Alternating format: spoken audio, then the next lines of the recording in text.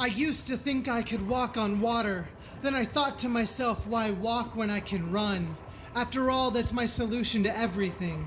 Run from what I'm most ashamed of. Run from the days I wish to never repeat. Run from the times I should have done more. Run from a brain that convinces me I'm worthless, that none of this matters, that none of this is real. That the water beneath my feet cannot support my weight. A weight that fluctuates with the wind and the moon. A weight that bears a burden on my shoulders, pressing me further into the depths.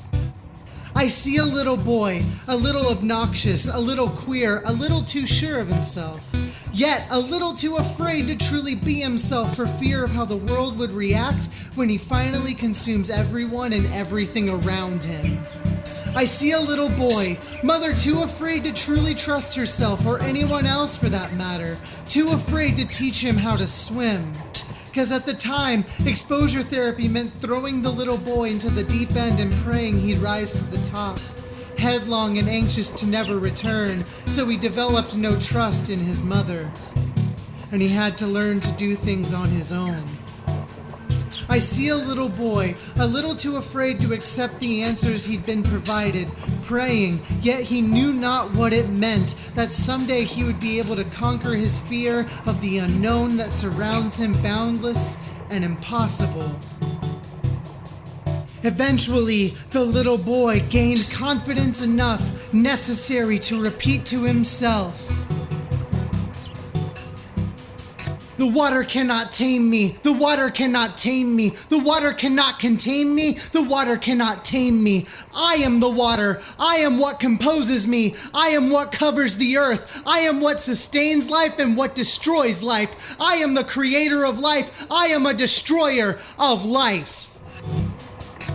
Why run when I can swim? Why swim when I could run? Then I remembered I don't know how to do either because no one taught me how.